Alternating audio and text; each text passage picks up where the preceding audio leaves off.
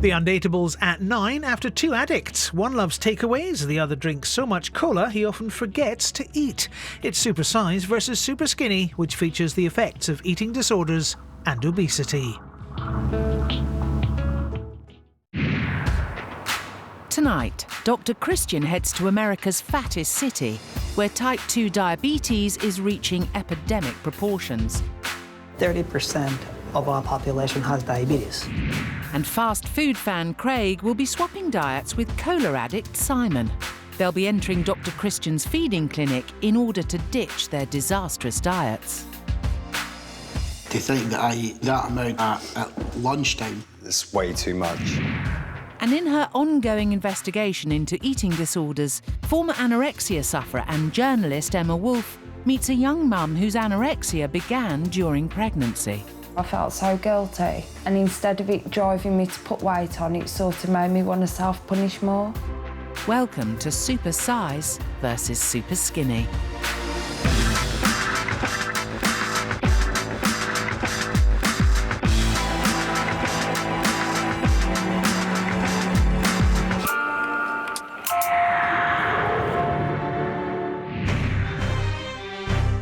Britain is facing an obesity crisis, but in the USA things are even worse. To find out more, Dr. Christian's in McAllen, America's fattest city, where almost 40% of people are clinically obese. Obesity is a primary cause of type 2 diabetes, and it's estimated that in the US there are over 23 million sufferers. That's over 7% of the population. Here in the UK there are 3.5 million sufferers. That's 5% of the population. It's a condition which, if poorly controlled, can cause horrendous complications like nerve damage, heart and kidney disease, stroke, and even blindness. And here at Doctors Hospital, they're seeing an ever-increasing number of patients with precisely those sorts of complications. To learn more, Dr. Christian meets with Dr. Twahira. Nice to meet you. So you work here in the Diabetes Centre. Is diabetes a particular problem here in McAllen? Almost 30% of our population has diabetes. And why is that? The rise of diabetes has followed exactly the rise of the prevalence of obesity. What on earth are you going to do about this? We can focus on what we can change, which is eating habits and exercising. Dr. Christian wants to meet some of Dr. Twahira's patients, including 38-year-old 40-stone Jose. Jose. Hello. I'm Christian. Nice to meet you. Jose's come in for a checkup on a foot ulcer, a common result of type 2 diabetes. So this ulcer's been here how long then? 4 months. 4 months. And is it getting better? Yes. Slowly? Slowly. But like, I'm controlling my sugars more or less. It's helping with the healing process. Now you've got your insulin sorted Yes. out. It's probably a bit better, isn't it? Although Jose's foot is now healing, wounds like this can lead to amputation. In fact, diabetes worldwide results in 1.5 million amputations a year. So this was a lot bigger than that, was it? Definitely, yes. It was a lot bigger. And it looks nice and clean, and you can see all that fresh tissue is starting to grow over and close over. Yeah, it looks much smaller. And diabetes can also damage the body's vital organs. And tell me, how are your kidneys and how are your eyes? There's signs of damage. My heart's showing stress, like my eyesight, my kidneys. But I'm not to the point where I need dialysis yet. Good. It's an ugly process, you know. It's once you have diabetes, it's real hard. All my uncles, my dad, they all died from complications of diabetes. All my families died from it. And type 2 diabetes doesn't just affect older people. Dr. Christian pays a visit to Carolina. She's only 15 years old and now has to inject herself daily with insulin. What's your name? Carolina. Carolina, nice to meet you. Can I sit down here? All right, I'm going to come and interrupt your appointment, so carry on. Okay, so how are you doing since I saw you a few days ago? In terms of your sugars, how are they? Are they better? So you said that you're now sleeping throughout the night. You're not getting up to go to the restroom, right? Yes. Okay. And do you think you're going to be able to change your life a little bit, change your lifestyle a bit to try and make this better? Yes. You do? What are you going to do? I'm gonna watch what I eat and check myself correctly. If you work hard, you watch your diet, you lose a few pounds, I'm confident you can get off insulin. There's no doubt about it. Diabetes at your age, when you're a teenager, is really unfair. But if you can work as hard as you can and really stick to what you're supposed to be doing, it may be that you don't have to inject yourself so much anymore and things get better in the future. Here in the UK, the NHS spends £10 billion a year on diabetes. There you go, you're in. OK, home time. This represents 10% of our health service budget, but it's projected to rise to 17% within a generation. Seeing the Diabetes Centre in action has really shown me that these doctors have got their work cut out for them. And it's distressing to hear that many of their patients are in their teens or are even younger. And the numbers of these patients are ever increasing. What's frustrating is that much of type 2 diabetes is lifestyle related, and that means that their current situation and the future prognosis is actually in the hands of the patients. And when you're asking patients to change lifestyles, that is very difficult indeed. On a mission to bring back to Britain lessons learned in the States, Dr. Christian's confronting dietary abuse at both ends of the scale. He's exposing these supersizers and superskinnies to their opposites. My feeding clinic doors are open once again. I'll be swapping Supersize with Superskinny to help them come together and see food as their friend and no longer as the enemy. Craig, come on over. So Craig, for your diet swap, you are going to be paired with Simon. Hi Simon, how you doing? Nice to meet you. Nice to meet you too. So what do you weigh yourself? Around 8.5 to 9 stone. Jeez, my left leg weighs about that, I think. How much do you like full fat cola? I don't. About 10 bottles a day I go through. Oh well, thanks for that. He is all belly, isn't he? I mean, he does have quite a large belly on there. For a skinny guy like that to take in so much liquid, where does it go for a start? Good luck, and hope it all goes well. Yep, you too. Craig is a man who loves his routine, but his regular meals and snacks means that he's eating up to 7 times a day, whereas Simon has no routine at all, and food always takes second place to fizzy drinks. I think I'm really going to have my work cut out for me teaching these two some healthier habits. Weighing in at 24 stone 12, 30-year-old Craig Nellies from Fife is a fast food addict who goes global when it comes to his taste buds. The kind of food I love is takeaway. Could say I'm a man of international taste, whether it's British, Chinese, Italian, Indian, American, either one's good for me. Meal times for Craig are always perfectly timed. You could set your clock by the times I eat.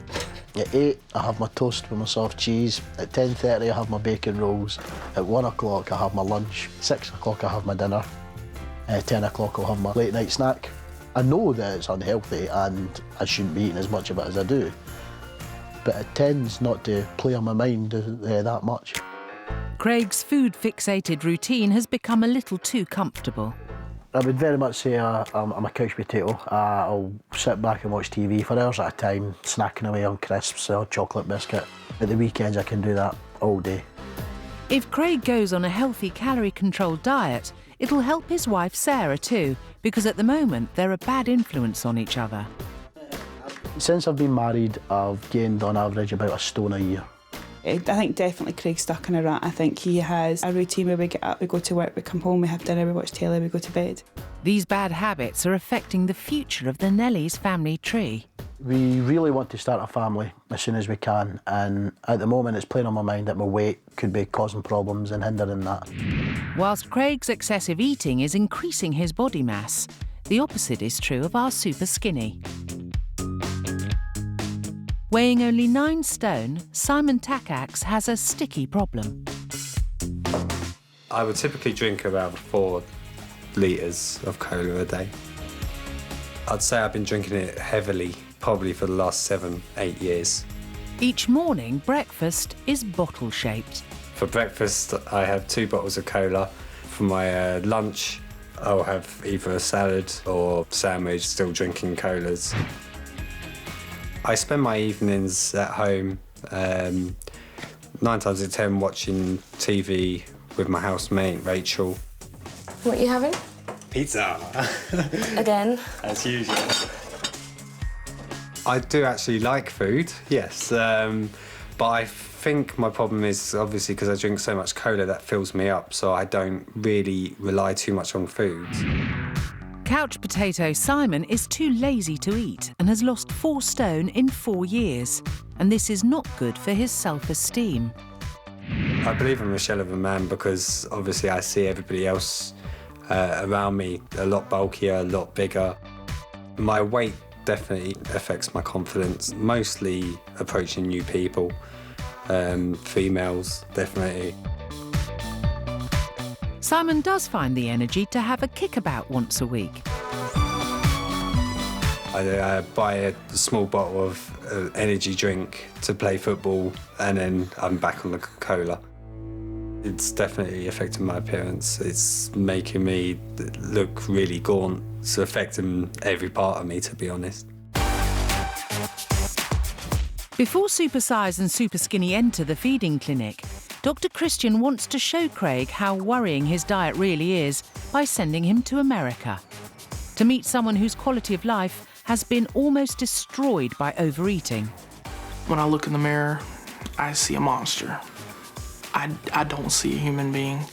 I don't see a normal person. I see a beast looking back at me. Coming up, Craig gets an insight into what life could be like if he carries on overeating.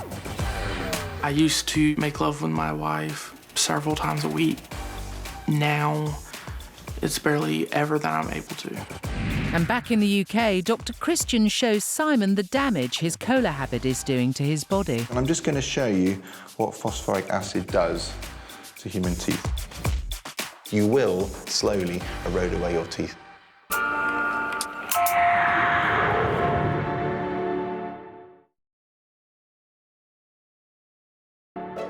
On tonight's show, skeletal Simon Tacaks, who's too lazy to eat and instead just drinks cola, and corpulent Craig Nellies, who likes to eat and eat and eat.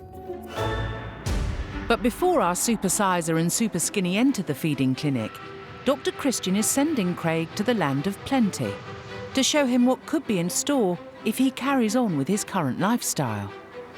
Craig is meeting 36-stone Thomas Ammons. When I look in the mirror, I see a monster. I don't see a human being. Thomas lives in Glenville, Georgia, and has piled on an incredible 15 stone in the last 5 years. When I was younger, I was always taught that a good little boy finishes what he eats, and so we were always taught a good boy ate a lot. All the kids made fun of me. They always loved to make fun of me. Some of the ways I've tried to lose weight can last 2 days. Some can last 3 months. Sometimes I feel the full feeling before I finish, but it goes back to when I was younger. I have to finish that plate because otherwise that's leftover food.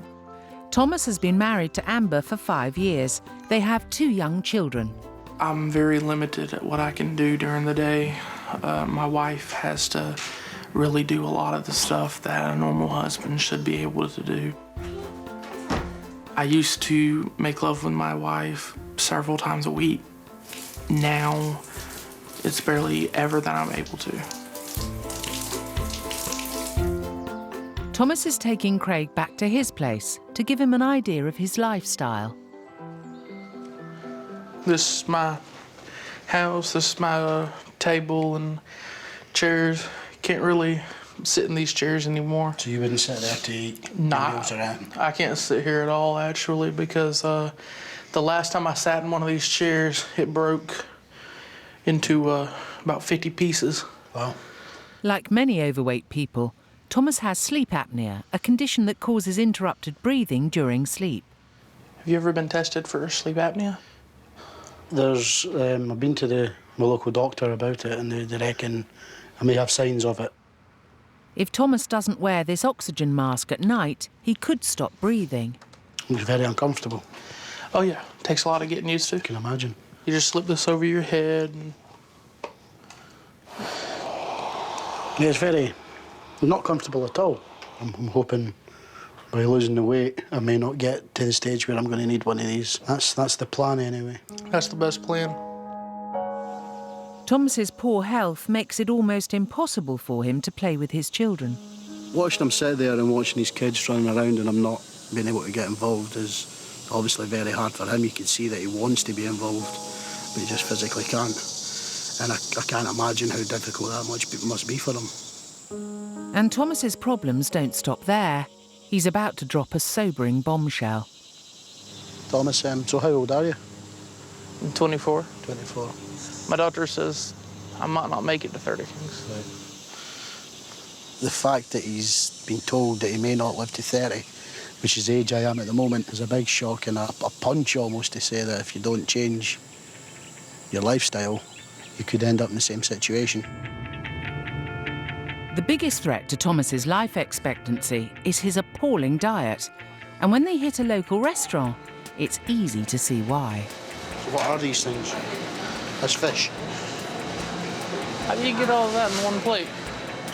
But unknown to Craig, Dr. Christian has jetted in to check our Supersizer is getting the wake-up call he needs. Looking at Craig's food diary, it's interesting. He's not really an emotional eater. He's really got into a habit of grazing continually.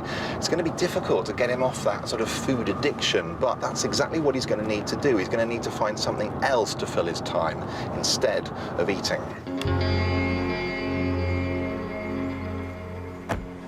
Well, well, well. What do we have here? Oh, hello. Well, hello there. How are you, Craig? I'm very well. What have I caught you at? Huh? Thomas? Hello. Nice to meet you. I'm Christian. Thank you for looking after him for me. You're welcome. Thomas, tell me a little bit about your story first. As far back as I can remember, I've always been overweight. A lot of emotional eating and a lot of overeating just to eat. Do you think you're an emotional eater? I don't think I am. I think I'm just lazy and in a rut at the moment. I think I would agree with you. Having had a look at your food diaries and listened to your story, I'd say you're a vacuum cleaner rather than an emotional eater. You eat because it's there. It's there, yeah. Would you agree with that? Yeah, absolutely, yeah. Leaving Thomas to finish up, Dr. Christian takes Craig off for a private word. I hope you've realised, actually, things are not in any way, shape or form as bad for you. No, it's a wake-up call. And it's going to be a lot easier. In two ways, it's given me the confidence that I'm not yet that bad and there's a road back for me. Thomas. Right, we're back.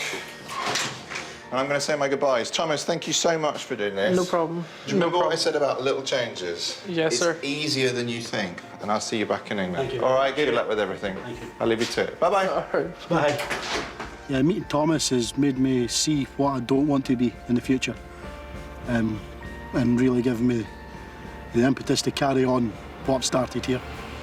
My message to Craig is next time you reach to get bad foods, remember me. Remember where I'm at, because that could be you. Back in Blighty, and Craig's resolution to eat less is about to be put to the test, as Dr. Christian has checked Supersize and Superskinny into his feeding clinic, where they'll swap diets and be confronted by what they eat, when they eat, and why they eat it. Will the next 48 hours be feast or famine for our boys? Weighing in at just 9 stone, Simon is an erratic eater, always skipping breakfast and often lunch too, replacing it with cola. Simon, hi. Very nice to see you. Come and have a seat for me. You eat a bit like a teenager, don't you? I would say so, yes. And you keep yourself going with the sugar and the caffeine. Yes. In your diary that you kept for me for the week, you did not have a single bit of fruit or vegetable in it over the entire week. Now, if you were 6 years old, I'd expect that, but you're 26 years old. I know. From a health point of view, you are heading for trouble. Yes. And you're heading for trouble quite soon. More than twice the size of Simon, Craig is a colossal 24 stone 12. Every day he consumes 4,639 calories, almost double the amount an average man requires. What's going to be your main incentive, do you think, for getting things right this time? Main incentive for me to get it right this time is I want to start a family. From a point of view of fertility, obesity does affect fertility. It affects sperm quality, but it also affects your hormone levels as well. And on your blood test that we did, your testosterone levels are slightly under, just slightly, not massively. Your risk factors are all, apart from your genetics and who your parents were, are all changeable, okay? And this would be a great way to change that, all right? It's time for Craig and Simon to swap diets. Breakfast is Craig's usual double whammy. Suppose I better give it to you. Of 2 pieces of toast thickly spread with cream cheese, a brace of bacon rolls, Diet Cola and tea, versus 1 glass of full-fat cola, which Craig doesn't even like. I was just wondering why I got a knife and fork. This would normally be like maybe a dinner or something. I used to drink full-fat cola myself, but then I found it was leaving like an aftertaste in my mouth. Shockingly, these 2 bacon butties alone contain the total recommended daily salt intake. Starting to struggle now. Yeah, trying to make sure I eat as much as possible. It's to the point where I've got food in my mouth and I can't physically swallow. That's a good point to stop, I would say. I'm finding it quite difficult to drink a large amount, because it's so sweet as well. I think I'm going to have to stop here. Yeah. I feel fat. Me too. I obviously took 1 bite out of that last bacon butty and it just wasn't going down. A bit apprehensive about what lunchtime might bring. I don't think another glass of cola is going to cut it, really. Lunchtime arrives and it's not just 1 glass of full-fat cola, it's 2, accompanied by crisps and a cereal bar for Craig, versus a sandwich, crisps, chocolate and Diet Cola for Simon. There we go, sir. Enjoy yours.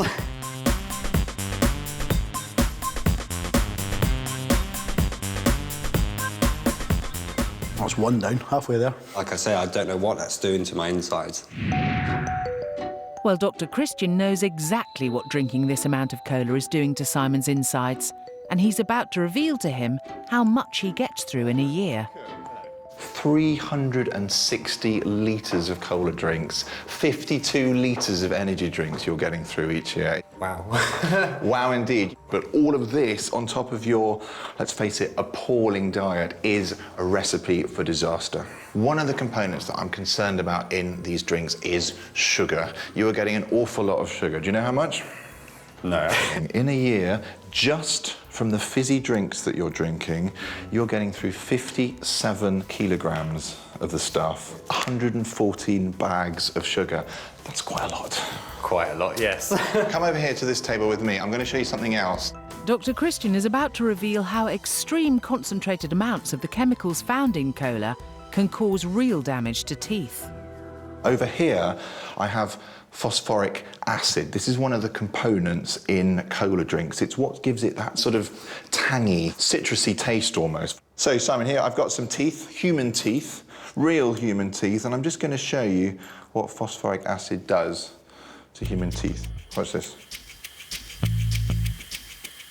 The acid reacts with the enamel on the tooth and causes erosion. Now, this acid is much more concentrated than the acid you'd get in cola, but over time, continually washing around your mouth with cola, which is essentially what you're doing, you will slowly erode away your teeth. And Dr. Christian hasn't finished yet. Come over here, then. I've got a lovely picture for you. I thought mine were bad. Why'd you say that? I've got a tooth back here that is literally crumbling. I've got a lot of gaps in my teeth which are now blackened. What do you think all this white, gungy, horrible-looking stuff there is? I have no idea. That's called plaque. Right. And that's essentially a reaction between bits of food and bacteria that's stuck all around your teeth like that. And it's that plaque, really, that's responsible for the gradual erosion at the same point. But that really, I hope, is a little bit of a warning for you as to why high-sugar, high-acid drinks are not really a great idea. My teeth look bad as it is, but you know, if they looked any worse like that, I wouldn't even work. I would just stay at home and, don't know, rock myself to sleep.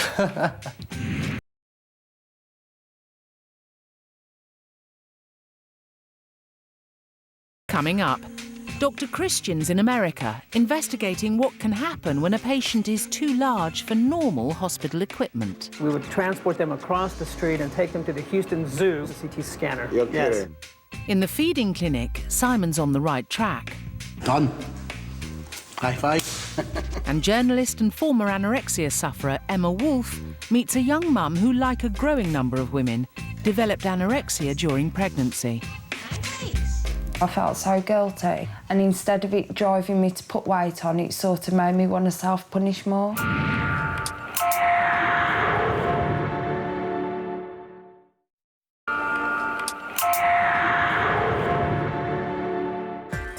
On tonight's show, fast food fan Craig and cola addict Simon are in the feeding clinic.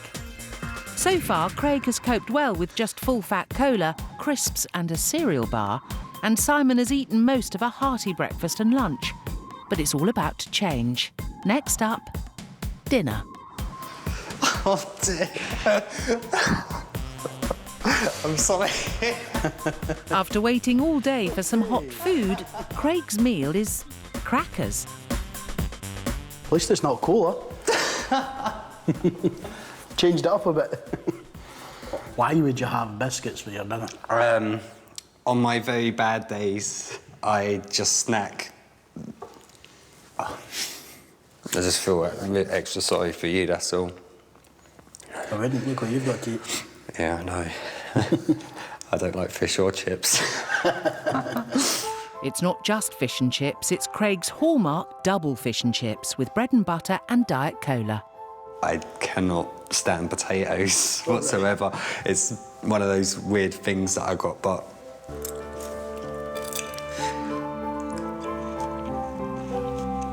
Really struggling. It's very, very greasy.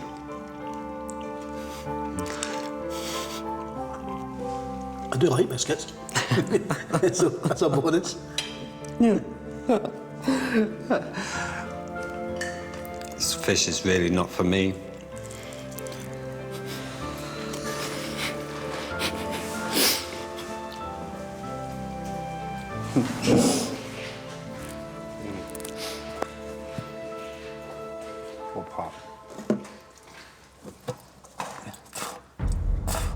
I think he built himself up so much that he was going to be eating something that he didn't like and it was going to make him sick. He convinced himself he was going to be sick before he even put it in his mouth. I had to make a mad dash for the sink. I must admit, that's probably one of the most eventful dinners I've ever had. Knowing that it's going to be this time tomorrow again, before there's sort of a chance of me having potentially a cooked meal. So that's kind of playing on my mind a little bit just now. The intensity of the feeding clinic is beginning to have the desired effect on Simon. And there's still 24 hours to go. Day 2, and it's a liquid start to the day for Craig, with 1 glass of full-fat cola versus another pair of bacon butties, toast and tea for Simon. I'm struggling a bit, though, with energy. Though, I mean, I don't know if that's just my brain telling me because I haven't had any of my magic juice. Last night, Simon couldn't keep anything down, but at this meal, he's determined to eat and digest the entire plateful. Done. High five. Suppose I'll just finish this off as well. Oh, yeah. How'd you feel? I feel like a supersized. But having completed one of Craig's mammoth breakfasts, only too soon, it's lunchtime. And it's burger, chips, crisps, plus a chocolate bar and a Diet Cola for Simon, compared to just a sandwich and an energy drink for Craig. Finally, this diet swap is shocking Craig into realising how enormous his portions are. It's not until you see somebody else consuming what you would normally consume that it kind of opens your eyes to how much it actually is. This meal is loaded with saturated fat, which can increase blood cholesterol and is a risk factor for heart disease. I'm waving the white flag. Nothing else. To see that amount, to think that I eat that at lunchtime, which is pretty much an evening meal. Yeah, that's massive. A lunch is supposed to be what you gave me here. Yeah. It seems the penny has finally dropped for Craig. We'll catch up with our boys in the feeding clinic later.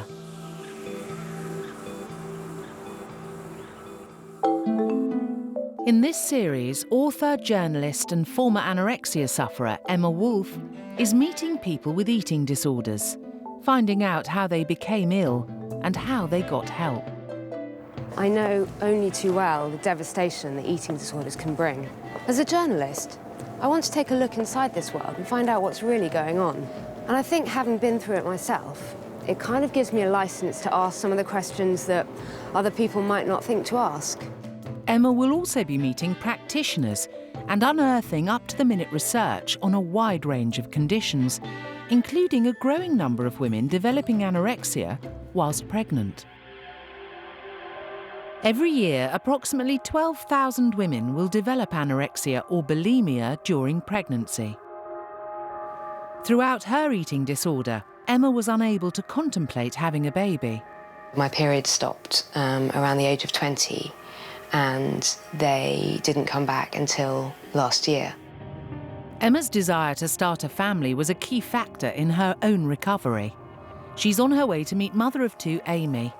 Amy's anorexia developed when she was expecting her first child. Emma wants to find out how anorexia affects pregnancy and how pregnancy can trigger an eating disorder. Tell me about sort of how your anorexia started.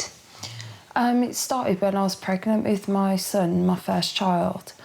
I started binging and purging a lot. So when you got pregnant the first time, it sort of, did you start to get really anxious about your body? Yeah, putting weight on and Putting weight on, yeah. Then after I had him, I started to diet a lot, and that's when I started to lose a lot of weight. And that continued then throughout my second pregnancy as well. Throughout the second pregnancy, her eating disorder spiralled out of control, threatening the life of her unborn daughter. My daughter wasn't growing. I had to go and have scans and blood tests every fortnight. Did you not think, what am I doing? That the baby needs food for me to... I did have odd days where I could be strong and I'd eat a little bit more, but I was surviving on a couple of yoghurts and probably a cupcake or a couple of biscuits a day. Anorexic thoughts were that strong at that time that even like mother instinct didn't overpower them. Amy's body had been left devastated by her anorexia and left her with very little strength. I was in labour for around 3 days. I was just so weak, I couldn't physically push her out. But in the end, she did come out, and when she came out, she was blue, and I panicked. I thought I killed her, I thought she was dead. And she came out like a little 4-pound dot, she's tiny. I felt so guilty. And instead of it driving me to put weight on, it sort of made me want to self-punish more. I got to a really low point in January where I tried to commit suicide. Following an overdose, Amy was placed in a local psychiatric hospital and then sent to an eating disorder hospital. Separated from her partner and 2 children for months at a time, Amy was forced to change her life. Her family became her sole motivation to get better. Even though I'd hit rock bottom, there was a part of me that still wanted to get well because I knew I had the children to live for. That's the part of you that's still fighting now to get better for them? Yeah. What about being a mum with anorexia? Do you find that it's difficult to cook for the children? Do you find that, are you worried about passing on any food anxieties to them? I do make sure that they eat at meal times and they have good meals and stuff like that. What's your favourite breakfast? Pancakes! Amy is slowly increasing her food intake, and her doctor prescribes high-energy drinks. Driven by the love for her children, she's now on the road to recovery. And so what's kind of in terms of the future? Is it just focusing on putting on more weight now, or...? Well, since then I've put on 2 stone at home. Really? So I'm hoping to put on a little bit more, so I'm at a healthy weight. Yeah. And then just to continue living my life and be free of it. To find out why women like Amy develop anorexia during pregnancy, Emma's visiting clinician scientist Dr. Nadia McCarley, who specialises in this field. So this is roughly what a baby of a woman with anorexia nervosa would look like in terms of being at the same gestational age of a baby from a healthy woman, but being much smaller in weight. So much smaller. Shocking, isn't it, to see? What are the triggers for developing an eating disorder during pregnancy? What the few studies that have been done have shown is that maybe the weight gain during pregnancy might trigger some women who might be predisposed to develop an eating disorder, to develop a full-blown eating disorder during and after pregnancy. So what would you recommend women to do if they're worried about possibly having a baby, or if they're already pregnant and they think they may have an eating disorder? I think it's very important that women know that they can ask for help. Eating disorders are, like other illness, treatable, and they can be treated. So meeting Dr. McCarley has made me more aware than ever that you need to be healthy, mentally recovered, but also physically recovered, because it has real long-term implications for your baby, for yourself.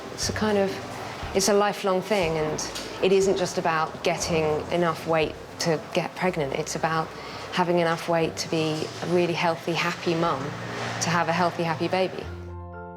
If you're pregnant and suffering from an eating disorder, or you know someone who could be, please contact your GP, or for more information, visit channel4.com/supersize.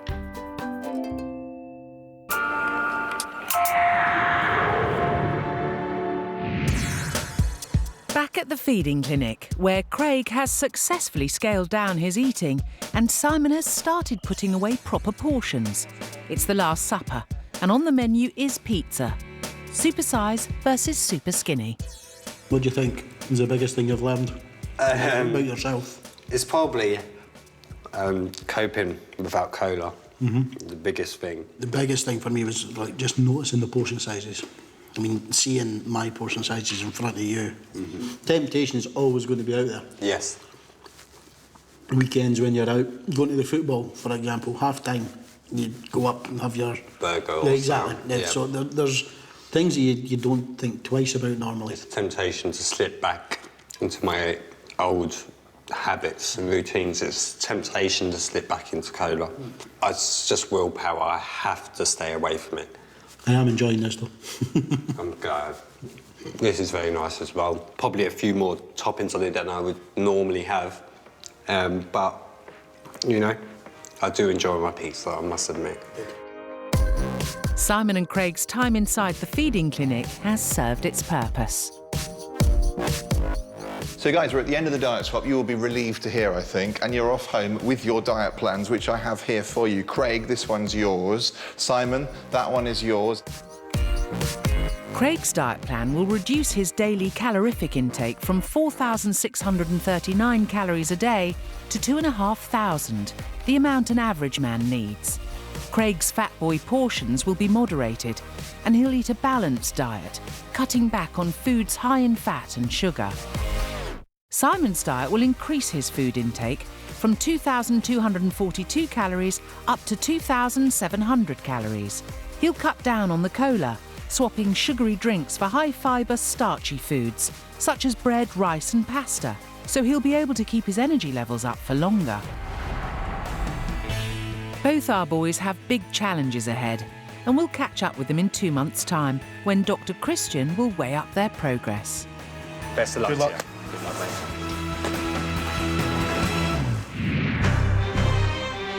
Across the Atlantic, Dr. Christian has been investigating how eating habits in America's current fattest city, McAllen, Texas, are likely to affect us in the UK. I'm in the biggest and busiest hospital in McAllen, where 40% of the patients who come through its doors are obese, and the staff here are really bearing the brunt of a city in crisis. The huge influx of supersized patients has meant that thousands of dollars of investment is now being diverted into non-medical equipment. When you look at the doors, what you're looking at here and side by side, this is what we consider a 4.0 door or a 4-foot wide door.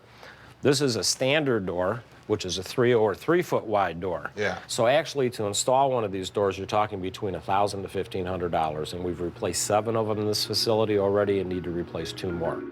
Next, Dr. Christian visits a modified shower room. This is actually bariatric shower chair. This will support up to 550 pounds, and you can see the size of it.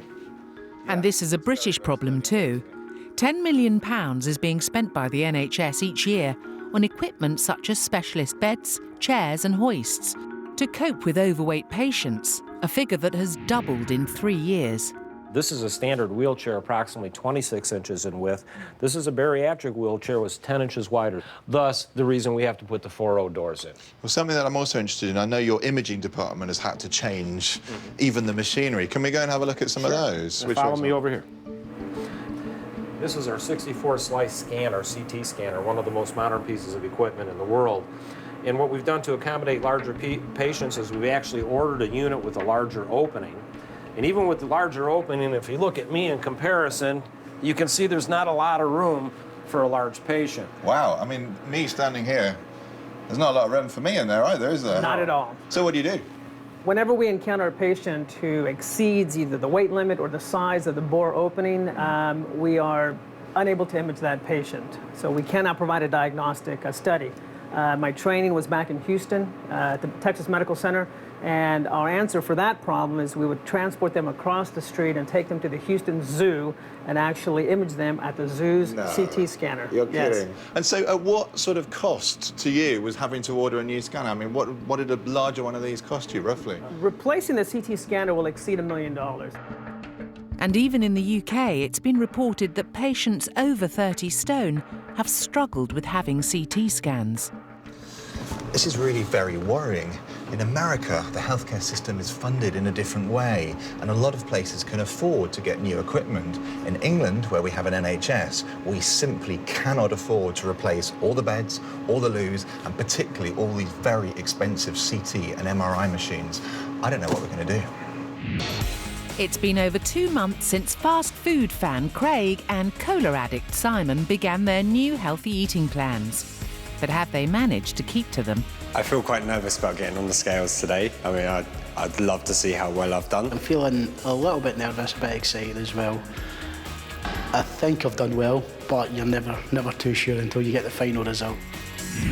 Simon, hi. Hello. Very good to see you again. Yes, you too. Wow, you look very different. Thank you. In a good way. Yes. So you stuck to it? I stuck good, well done. Literally to the book. And now I'm eating my set 3 meals a day. I'm eating plenty of fruits now, trying new things, different types of meats. I find myself eating more and more. Have you noticed that despite eating more, you are more hungry as well? I find myself getting really, really hungry. Well, that's a really good sign, because it means you've finally woken up your metabolism. It's now up and running and efficiently burning off your energy. Cola, I think, was probably the biggest problem that I had to nag you about, wasn't it? Have you cut that down a bit? I decided to have one a week as a treat after my meal. And, you know, I feel so much better for it now.